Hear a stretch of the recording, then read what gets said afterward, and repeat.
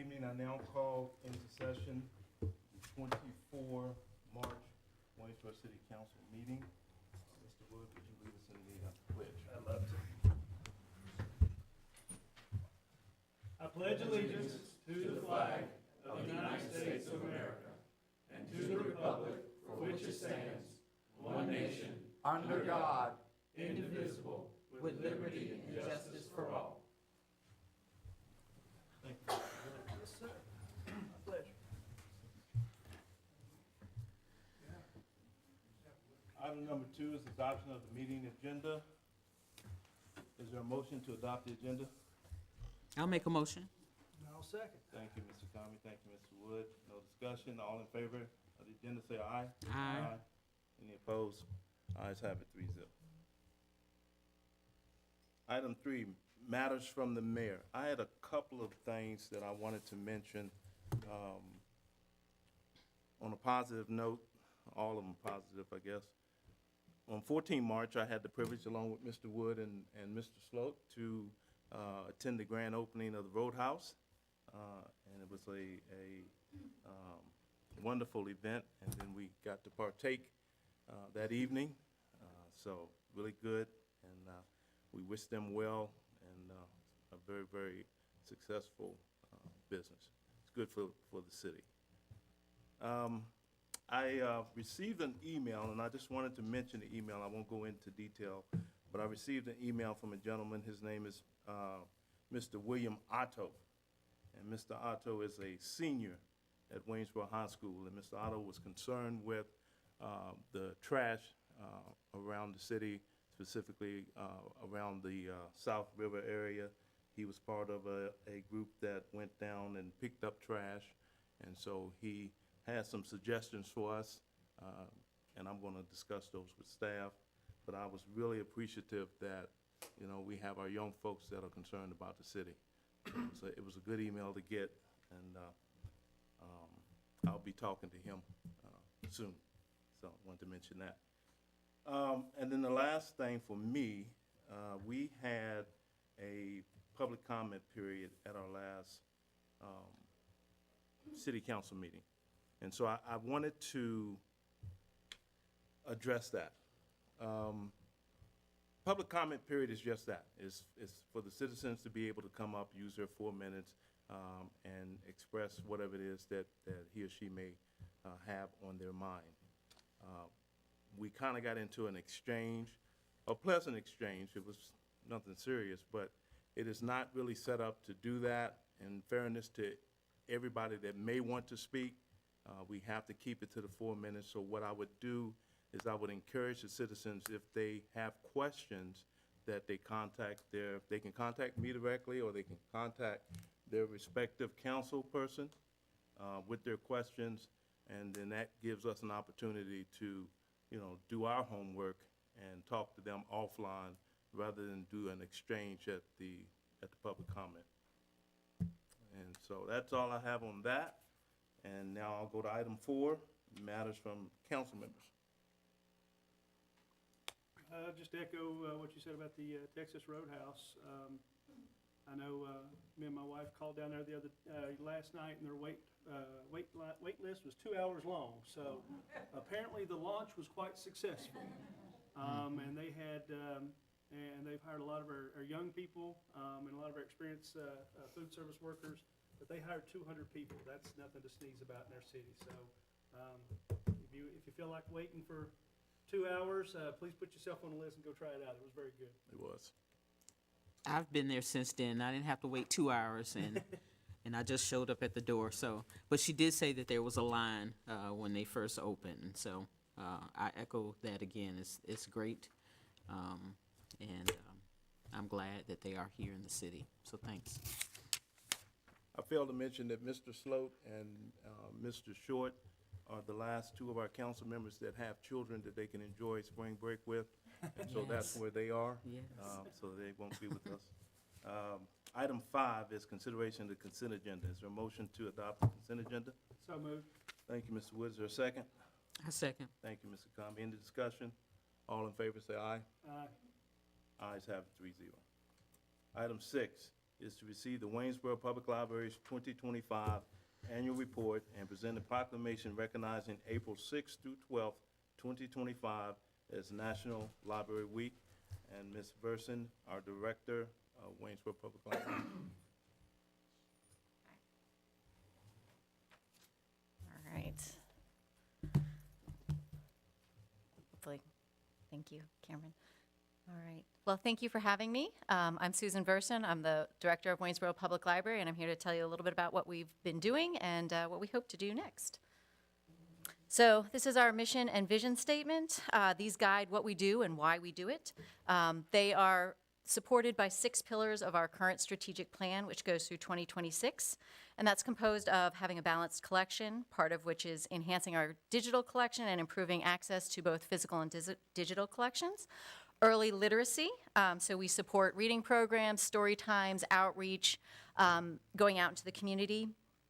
Library technology, we're trying to increase technology both in the library and also educating some digital literacy so that everybody can use resources that we have and that they may have at home. And we also now have a dedicated digital services librarian.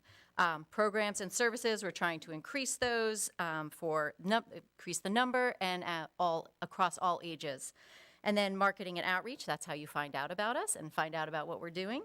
And then building improvements. So we're working on that. We've had our elevator upgraded. We need a little love on our building. We haven't had a renovation since 2012. Our current strategic plan goes through 2026, so we're in the beginning process of that new plan.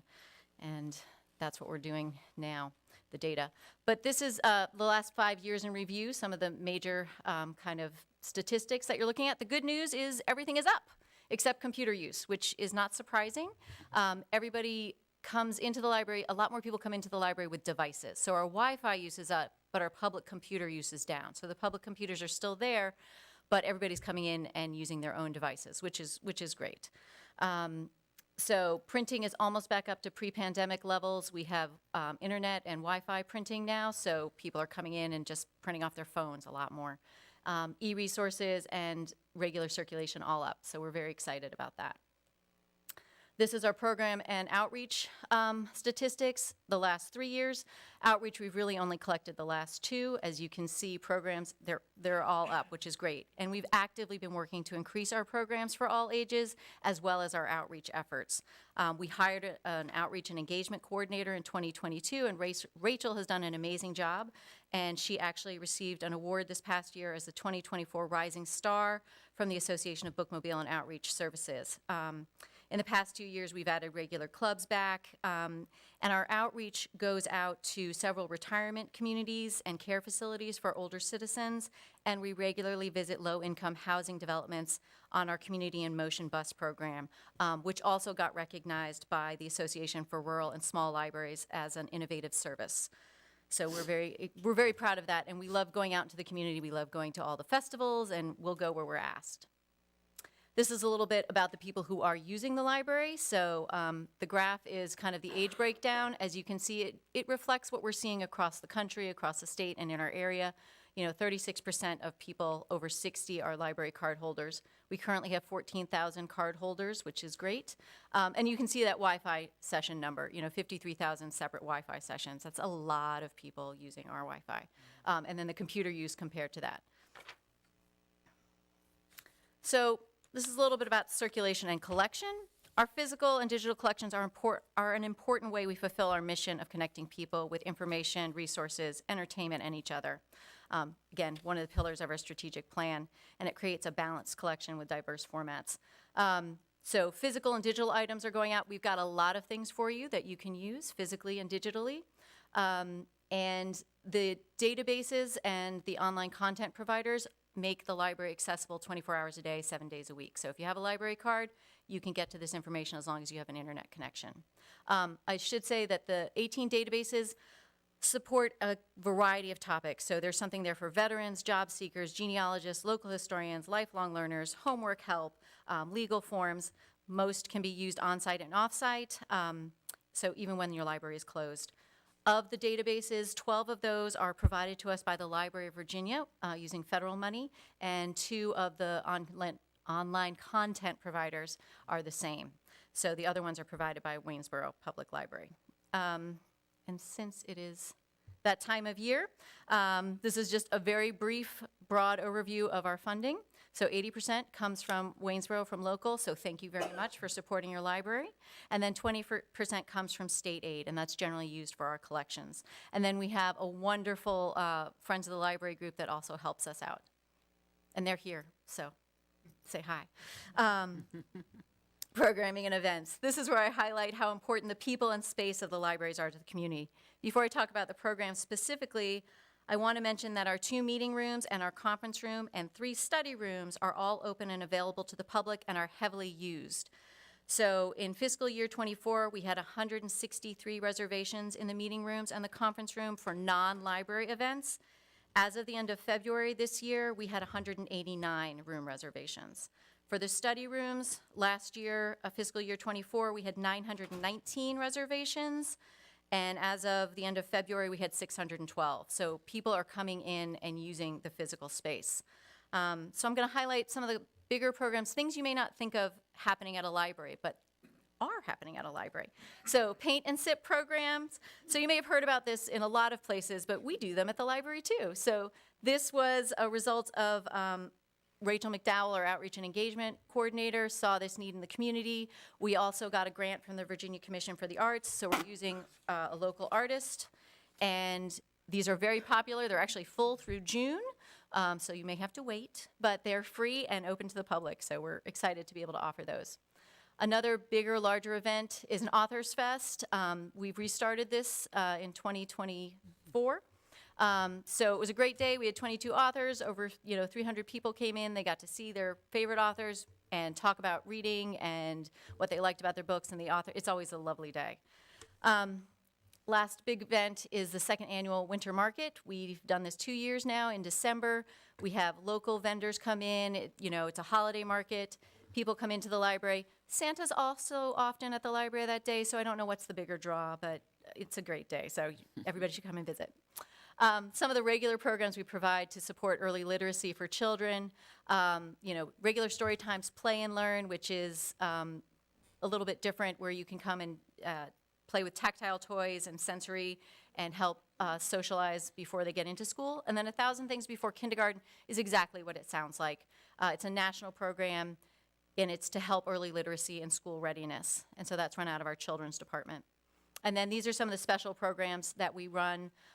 So it runs the gamut from everything from, science programs, theater, music, NERF programs. We run those for all ages. And then music and animals. Animals are very popular. People love to come to see animals. So we have lots of animals. And then we have normal groups and classes that meet. We have a chess club, Scrabble, knitting, and then we're starting again some computer classes to increase digital literacy. And then we're more than just books, so this gives you a general idea. These are some of our resources. Libby and Hoopla are the content providers that you can access 24 hours a day, 7 days a week, and they provide everything from books to audiobooks to music and movies and TV shows. So what do we have for you? Most of these things are probably recognizable for what we have at a library, but I'm going to talk about some of the things you may not think about having at a library. And those include things like memory kits for those living with dementia. These, you can check them out, take them home, and if you have somebody living with dementia, you as the caregiver have something to spark conversations, have something you can do together. So we're very excited to provide those. And then we also have STEAM kits, which are a great way to try out a new hobby. So, if you want to knit, but you don't want to invest in all the stuff, you can try it out and decide if it's really for you, or bird watching. The newest thing we have is culture passes. We've restarted those, and those include things like passes to local museums, so the Frontier Culture Museum, and then our latest partnership is with the American Shakespeare Center. And so we have theater passes where you can have access to selected shows, and it's 2 free tickets on select nights. So that was a great resource to get into our libraries. We have different formats. So we have large print, we have audio, we have digital, we have magazines. We have things in, different formats. We have read-alongs, something called Vox Books, so it's all embedded in one item. It's no longer a tape or a disc or a record. And so we have things available in a variety of ways to access them. And what can we do for you? So that's Rachel. She does a lot of our outreach and does it and coordinates a lot of what we do outside the library. And again, I'm going to highlight some of the things you may not think about a library doing or providing to a community. So we have a seed library, so you can come and get seeds. We still have some COVID tests that we provide to the community for free. We have limited bus passes provided to us by Augusta Health, one of our partners, that we give out to the community. And then again, our study rooms and meeting spaces. No matter how many times we tell people, they're always surprised when they come in and say, where can I work? And we say, would you like a study room? And they say yes. We also have a little free food pantry and library that's outside in our parking lot. And last year in calendar year 2024, 5,000 pounds of food was distributed out of that, which is amazing. And we have a hiker's corner where we help, support the people that come through our community and are camping just down the road. How do you find out about that? I'm so glad you asked. This is how you find out, our marketing. So our newsletter, our Facebook, our Instagram, we still print things, but word of mouth is still the best way that we like to share. So going out into the community is incredibly important for us. So looking to the future, we want to reach even more people. We want to work on delivering resources to the homebound members of our community. So we're starting a program with VPAS and their Meals on Wheels to get resources to people who are homebound and can't get to us. And we want to continue our outreach. We want to create new partnerships. We want to do a little bit more programming around our local history collection. We have to start, doing some more serious work on our strategic plan, which will have to start in 2026. And we need to give a little bit of attention to our physical building. And then coming attractions, summer reading is coming. Summer is coming June 1st through July 31st. All ages, everybody can sign up for summer reading. And then National Library Week, as you know, is April 6th through the 12th. So these are some of the things that are going on in April in the library. Our college preparedness series, this is getting those kids to think about that actual transition. Mad Science, they're going to blow things up in the library. I promise it'll be safe. I promise. Film screening at the end of month, April 26th, is a documentary about the history of libraries. And then last but not least, which unfortunately didn't make it on the slide, was we're doing a combined job fair with LifeWorks, one of our partners, on April 30th. So we're very excited about that.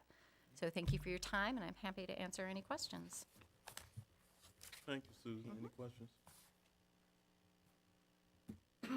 Thank you so much.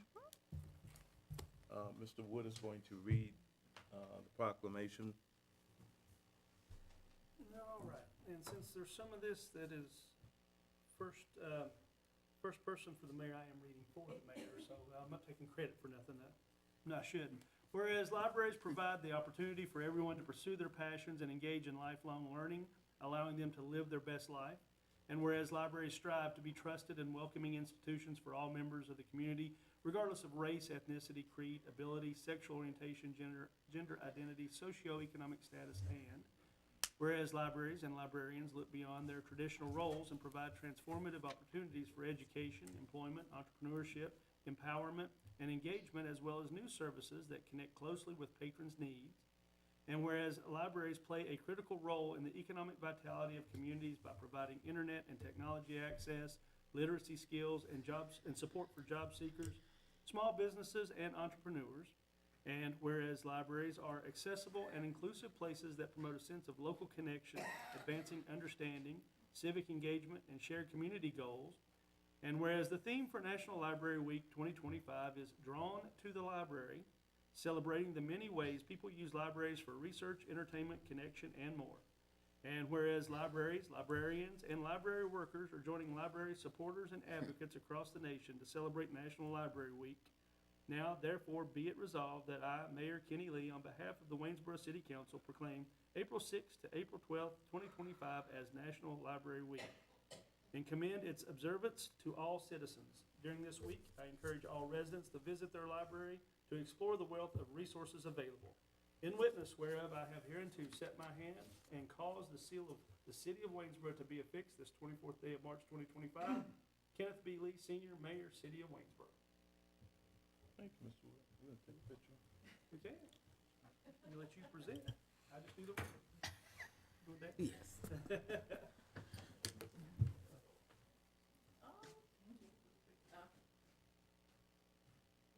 We got somebody who takes pictures.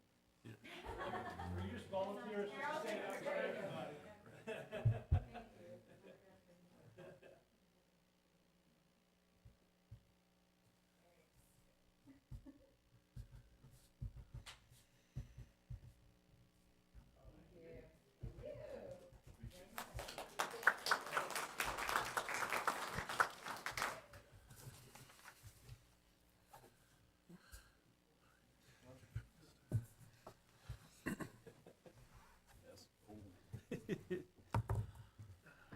All right, item 7 is to hold a public hearing and consider adopting an ordinance amending the 2025 budget in the amount of $3,954,794.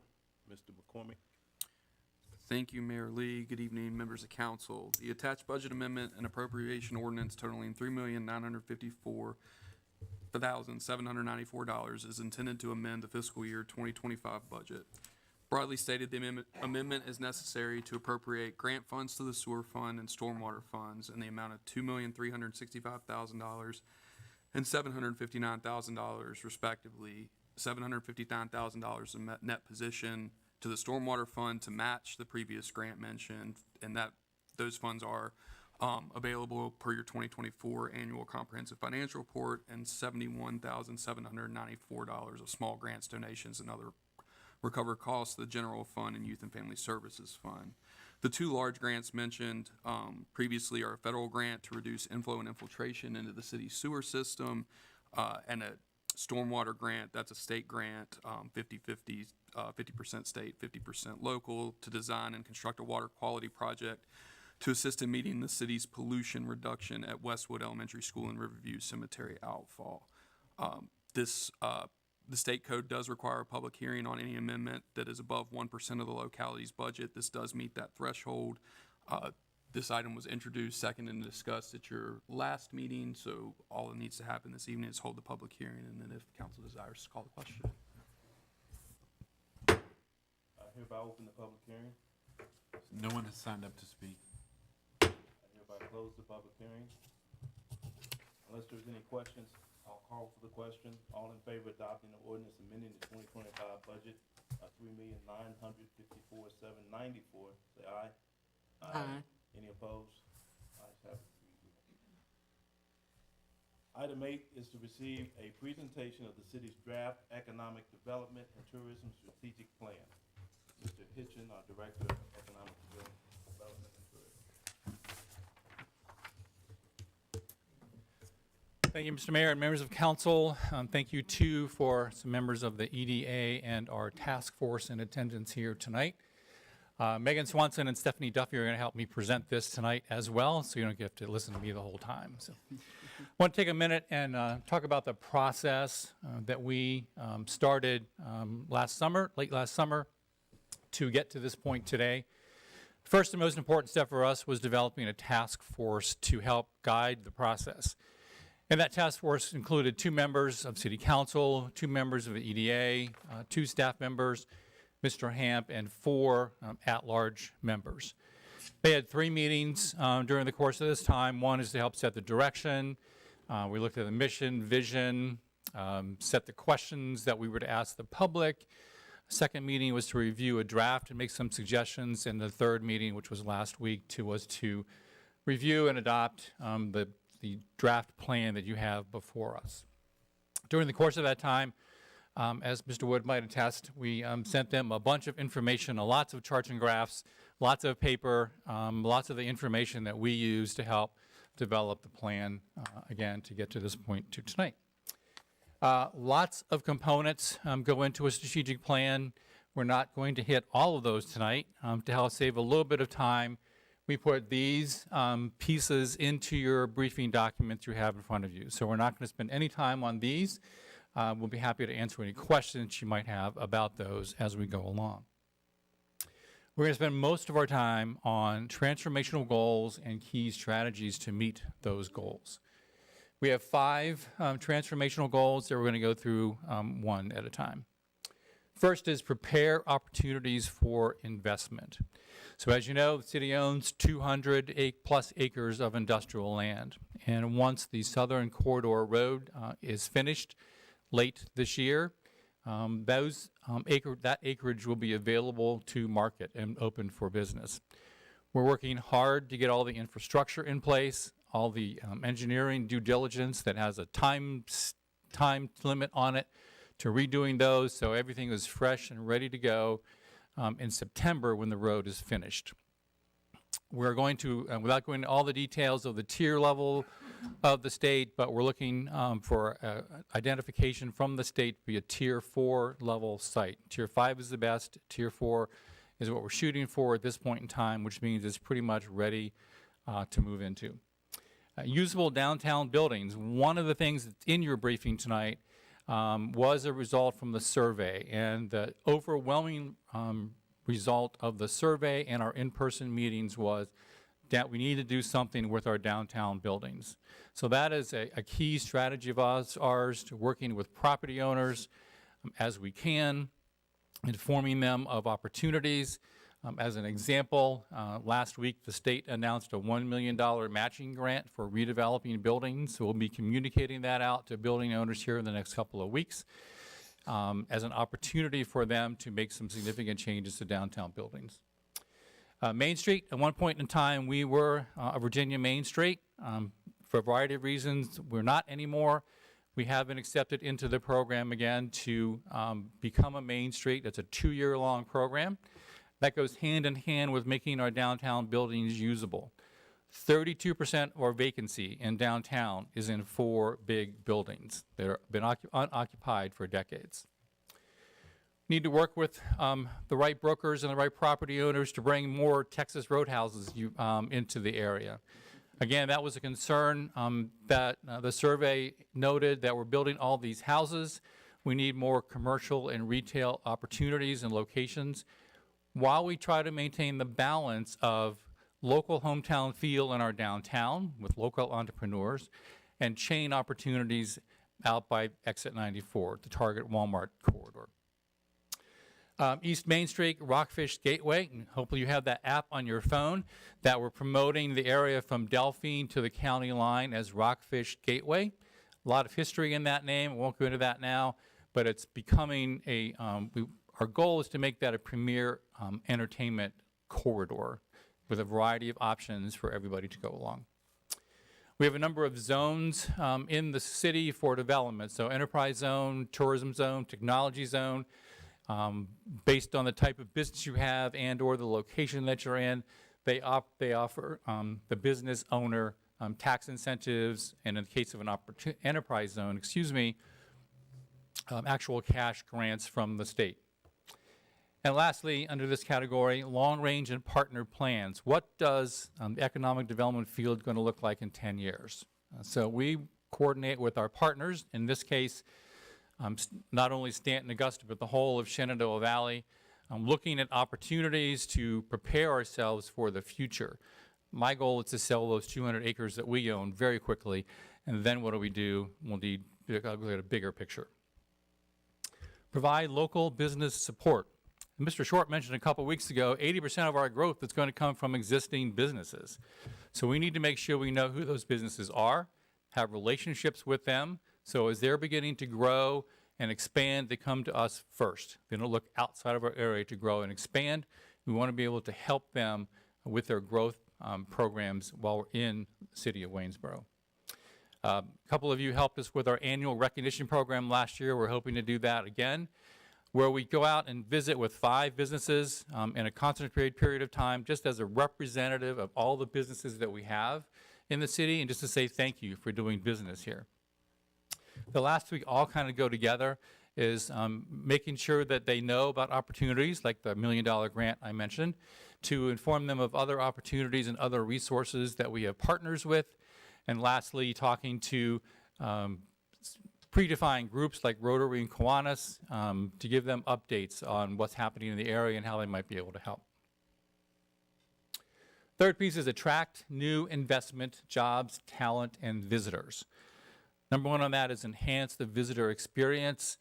That is not only making them feel welcome, it's providing them information, ability to get information quickly once they're here, to direct them to where they want to go. working with the General Assembly on the Virginia Museum of Natural History campus and making sure that becomes a reality sooner than later. Develop other visitor stops. One of our goals is to increase overnight stays, which also then increase meals. So in order to increase overnight stays, we need to work with our partners to have more opportunities, more things for them to do. So for example, go to the Frontier Culture Museum one day, half a day, go to the Museum of Natural History for half a day, now you have to spend the night, eat dinner, and other opportunities to do things the next day. You provided us with guidance on our target industry. So for Nature's Crossing Technology Center, our focus is rail-served manufacturing. So we'll be out, again, after September. We'll be out marketing that program to consultants, which is the next area here. So there's a separate set of management consultants that deal exclusively with site location development. We've been courting them for over a decade. I've been courting them for over 2 decades. So we know who they are. We have an opportunity to meet with them and tell them our story and why it makes sense for them to locate their client's business here. And lastly, talent attraction. So we have all these houses coming. We have all these businesses that we're hoping to get. We need more people. We need more people with the right job skills. Talent attraction is bigger than Waynesboro. So we're working with the Shenandoah Valley Partnership, so again, covers the whole valley. And the state has just hired someone to work on talent attraction for the state with some marketing money from the General Assembly to try to attract talent back to the state. Megan.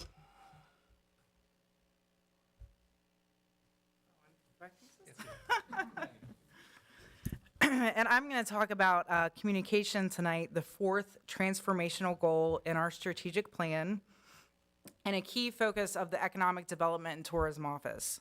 We manage 5 websites, which collectively received over 100,000 visits last year. And we've also seen strong earned media performance with more than 40 organic mentions across regional and national outlets since the start of this fiscal year. On the paid side, we've developed and launched over 40 ads across digital, print, and social platforms, reaching more than 1 million clients, businesses, residents, and visitors. Our social media reach alone topped 400,000, and now we have over 15,000 followers across 3 pages and 2 platforms. We also send 3 newsletters out, weekly, monthly, and quarterly, to more than 11,000 contacts. These have an impressive average open rate of 43%, well above industry standards of 20 to 30. And to maximize our marketing budget, we hold an annual tourism marketing retreat to plan strategy and optimize our reach. We've also started early marketing for our industrial parks and plan to develop a full campaign as those sites near completion. And that's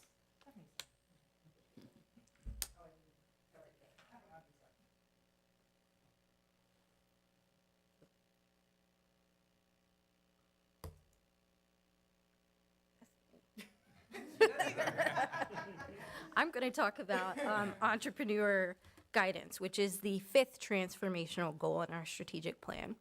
So we have resource guides for entrepreneurs and small business owners through our Grow Waynesboro and our Waynesboro Startup websites. Our startup website is really a step-by-step guide to starting a business in Waynesboro, starting with the concept and taking you all the way through to a ribbon cutting. Our Grow Waynesboro website also gives information about grant programs, incentives, and financing. For technical expertise, we are currently offering technical assistance through a new program we launched in February. It's called Grow Waynesboro Wednesdays, and each Wednesday of the month, we have a mentor or a technical service provider in our office from noon to 4 p.m., and they offer open office hours. So entrepreneurs can drop in with their questions, get them answered, any information they need, any help they need. You don't have to have an appointment, just drop in. We work with other partner organizations to provide referrals when appropriate. We work closely with the Small Business Development Center for business advising. They can help with things like writing a business plan, legal structure for setting up a business, We sometimes refer people to the Shenandoah Community Capital Fund for business boot camps and other workshops and trainings. Our office provides financial resources through the EDA Grow Loan. That loan program offers a short-term, low-interest loan. It is all managed in-house through our office, and to date, we've helped about 30 businesses. The program was funded by a USDA Rural Business Development Grant, and it has been such a success that USDA is currently highlighting Waynesboro as one of their success stories. Last but certainly not least, we help entrepreneur development through startup competitions like our most recent Grow Waynesboro, Maine, and Wayne, where 4 businesses were awarded funds to open their brick and mortar businesses, their storefronts in downtown Waynesboro. So that is the short version of how we help entrepreneurs in Waynesboro.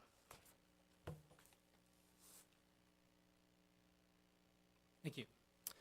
So there we have 5 transformational goals: prepare areas for development, provide local business support, attract new investment and jobs, communicate our attributions and successes, and have guide entrepreneur development. You may have noticed as we go through there that those each of those creates an acronym called PLACE. So it's a little corny, but we think it's an easy way to remember what our 5 transformational goals are. So making it work, the tactics and operating plan. Simply put, tactics are part of our annual plan, which is part of our budget. And this is not a budget meeting. You haven't even seen the budget yet, so we're not going to go into numbers. But the blue area represents our general operating fund. So many of the programs we talked about are covered by our normal operating fund, but some of them aren't. And that's part of our supplemental budget, which is designated by the red here. So it's additional funds to do additional things. Be happy to address any questions you might have.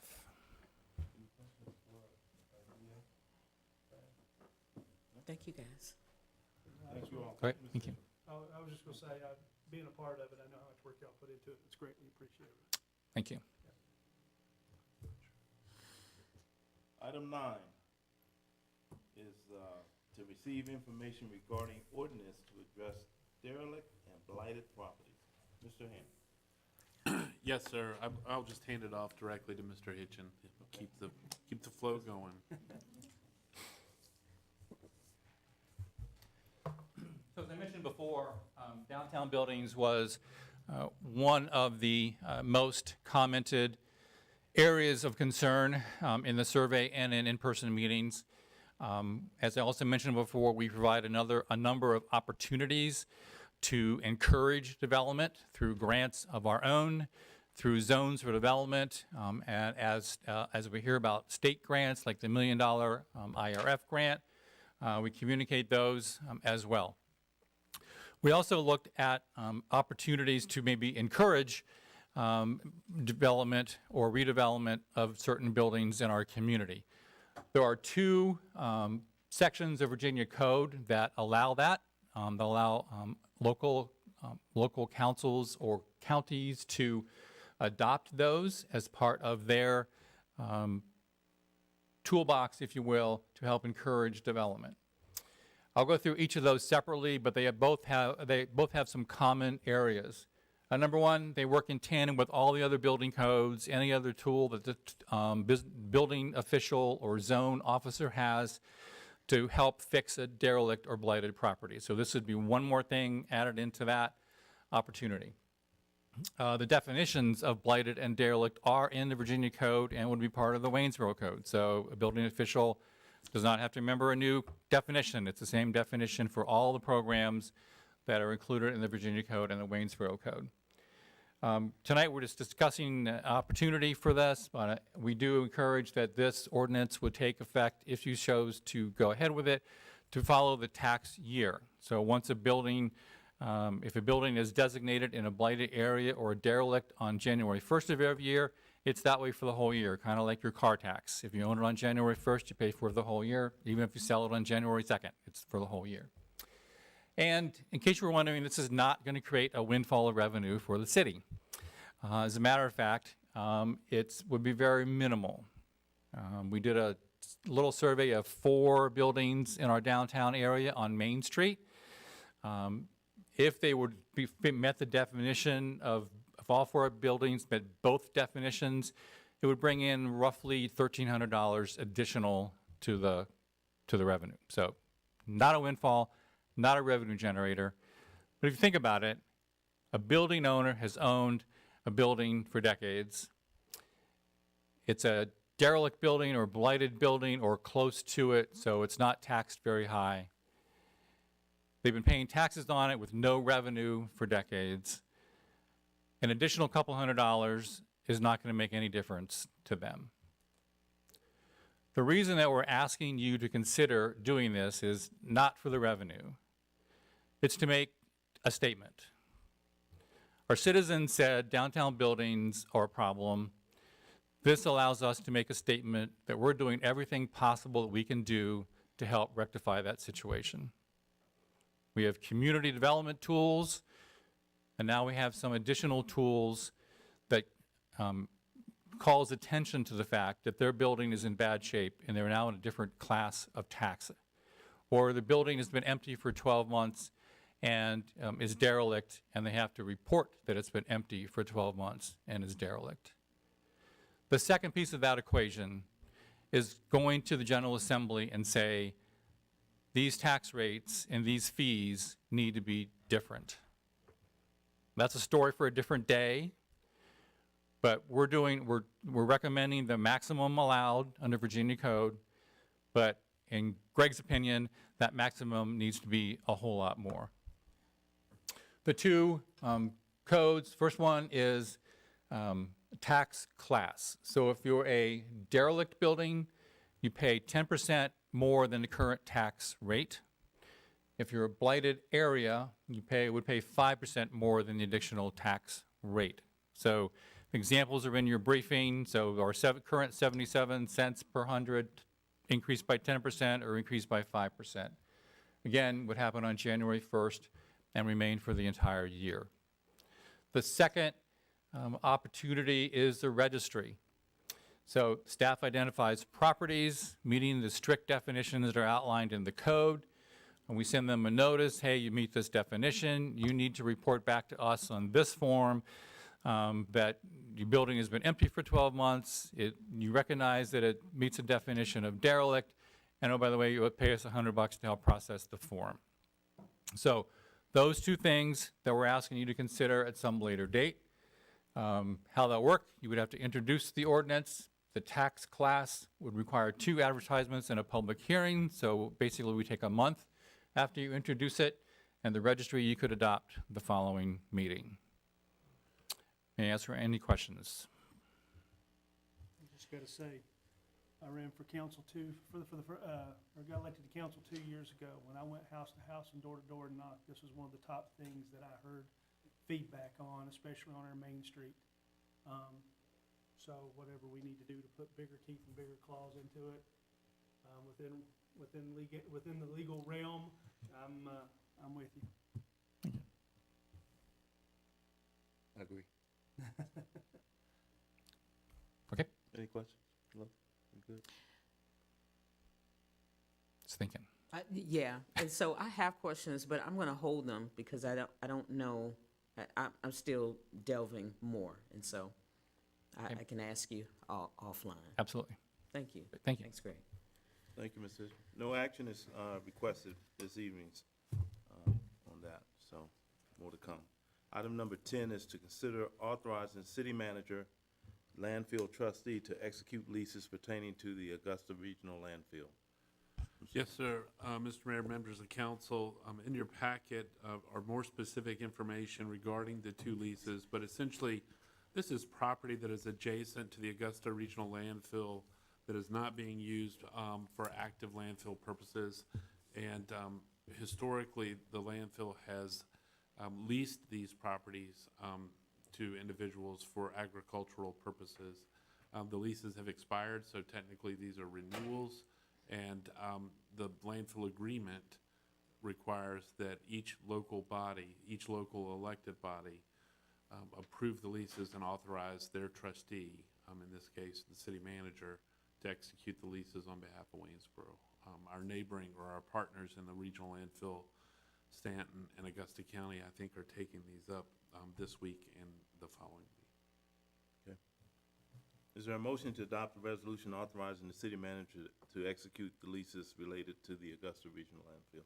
I'll make that motion. Thank you, Mr. Wood. Second? I second. Thank you, Mr. Comby. Any discussion? All in favor say aye. Aye. Any opposed? Ayes have it, 3-0. Item 11 is to consider appointing an individual to the Historical Commission for an unexpired 4-year term ending August 31st, 2026. Is there a motion to appoint Danielle Granger? I'll make that motion. Thank you, Mr. Wood. Is there a second? I second. Thank you, Mr. Comby. All in favor say aye. Aye. No opposed? 3-0. Item 12 is to consider nominating individuals for election to the Central Shenandoah Planning District Commission's Executive Committee. And So, Mr. Mayor, let me jump in on your Please. behalf, if I may. So, the task, the language on this is a little confusing, in part, which I own. Originally, it was believed that the city could nominate 2 individuals for consideration, or to stand for election to the executive committee at the Planning District Commission. Having reread the letter and sought clarification with the Planning District, the task actually is to nominate 1 individual for consideration. So the 2 members, our 2 representatives to the Planning District are Mr. Terry Short, who currently serves on the executive committee, and Ms. Leslie Tate, who has recently been appointed to the commission. I have spoken to Leslie, and given the fact that Mr. Short is an elected official and is incumbent on the executive committee, having learned that only 1 individual may stand for election, Leslie is fine if we want to nominate Terry and have him stand. Similarly, if Mr. Short no longer wants to serve in that capacity, Leslie is fine to stand for election as well. So we have quite a bit of flexibility, but the key clarification is we're only nominating 1 individual tonight. okay. Have you talked to Mr. Short? I've not talked to Mr. Short. Should we wait until we do to see if he wants to be reelected to that position? Yeah, I reached out to him, I didn't get a response. So, I know his work schedule has changed quite a bit, which limits him some, so that would be my concern. Let's see, I'm trying to think if we, how quickly do we need to do this? Or could it wait until? I think it could wait 1 meeting. Okay. Could wait 1 meeting, I believe. And if it can't wait 1 meeting, it'll have to. So we'll put this on. That's right. Well, Mr. McCormick has a good suggestion that if we can get this worked out, we're anticipating perhaps a called budget work session on the 31st of March, and perhaps we could make a nomination, and I think that would be in advance of the next meeting. So if we Okay. could work toward that goal. Thank you, Cameron. Okay. All right, thank you. To postpone? We would need a motion to table. Then I would make such motion to table this until the work session. And I'll second it. Thank you, Ms. Wood. Thank you, Ms. Comby. All in favor? Aye. Any opposed? It'll table until the 31st of March work session. Thank you, Mr. Ham. Thank you, sir. Item 13 is the citizen comment.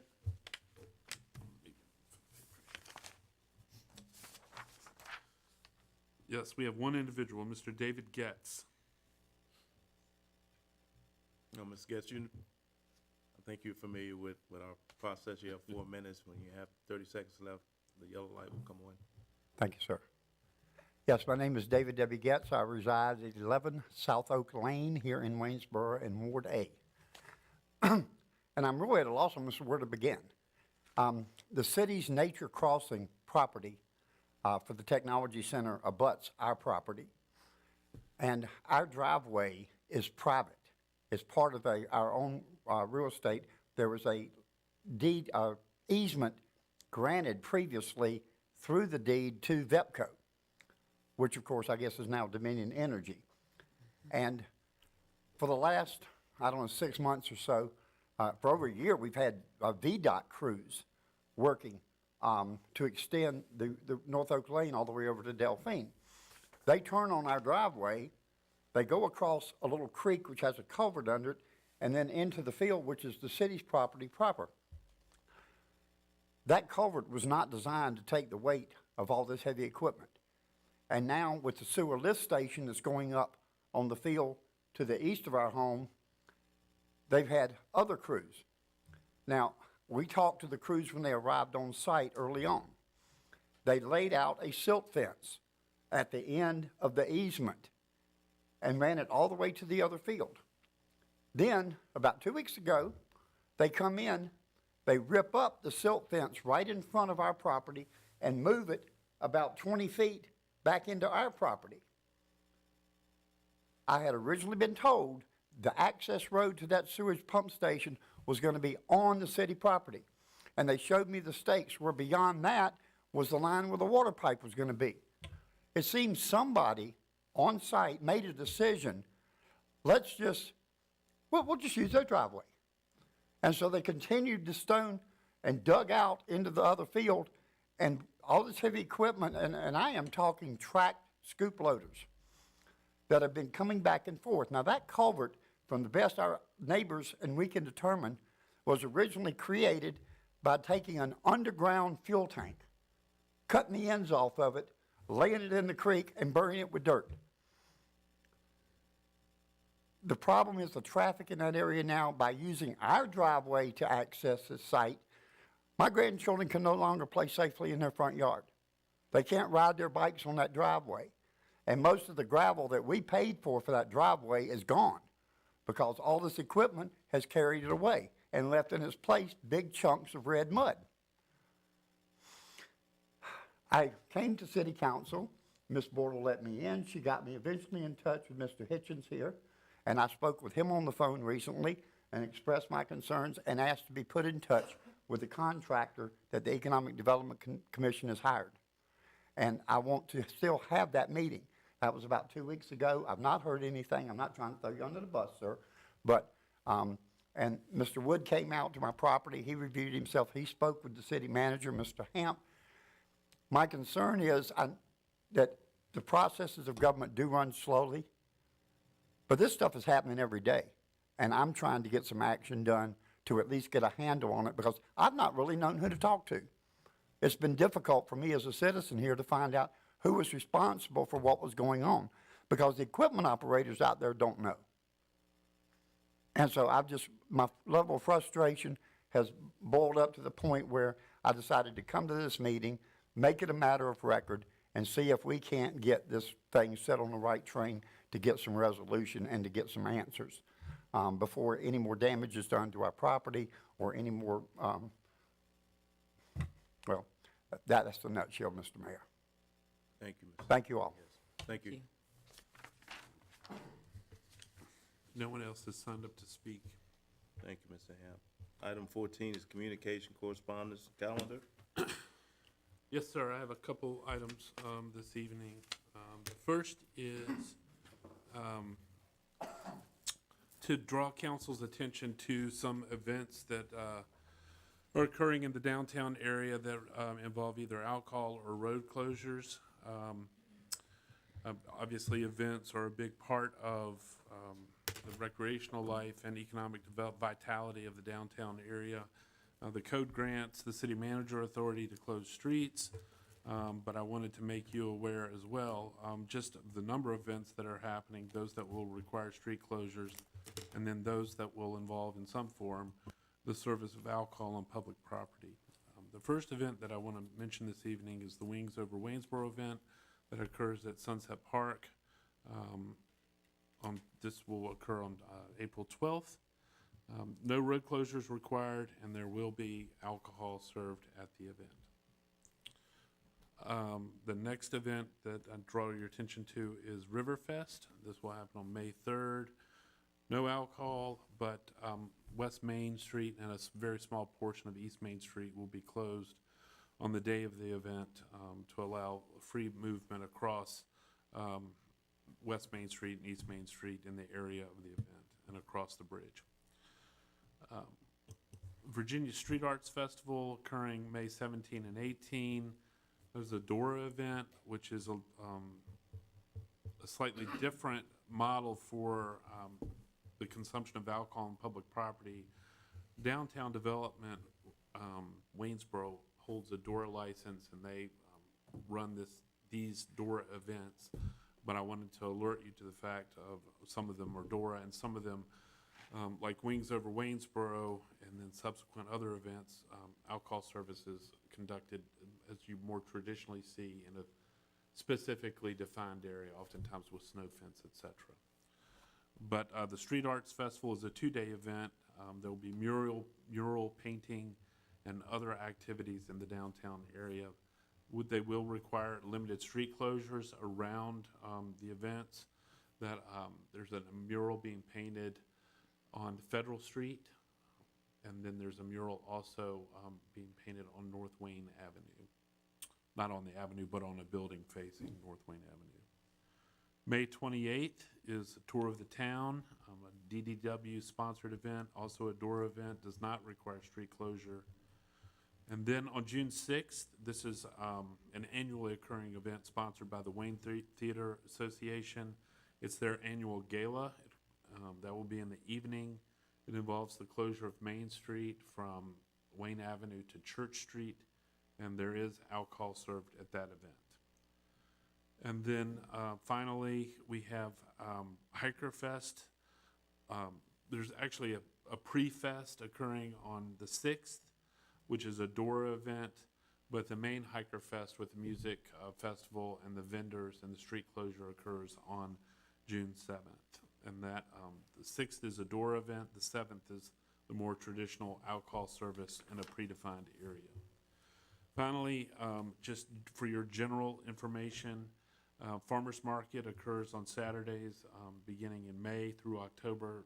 Doesn't involve alcohol or street closure, but happens in Constitution Park. And then the Wayne on Main concert series, also sponsored by the Wayne Theater, occurs on Wednesdays, May 28th, June 25th, July 30th, and August 27th. And that is a street closure and alcohol. So that's sort of the first half of the event season and the street closures and alcohol associated with that. If you have concerns, please let me know in the near future. So that's for information. Then I wanted to give you a polite prompt that we're still needing nominations for the Comp Plan Steering Committee. Some good news that we do not need a closed session this evening. And then a reminder again, as we just discussed, we're aiming for a work session regarding the budget on March 31st. And that's all that I have this evening. Thank you, Mr. Hamp. So, no closed meeting. Item 16, do I have a motion to adjourn? I make that motion, Mr. Mayor. Thank you, Mr. Wood. Second? Second. Thank you, Mr. Comby. We adjourn.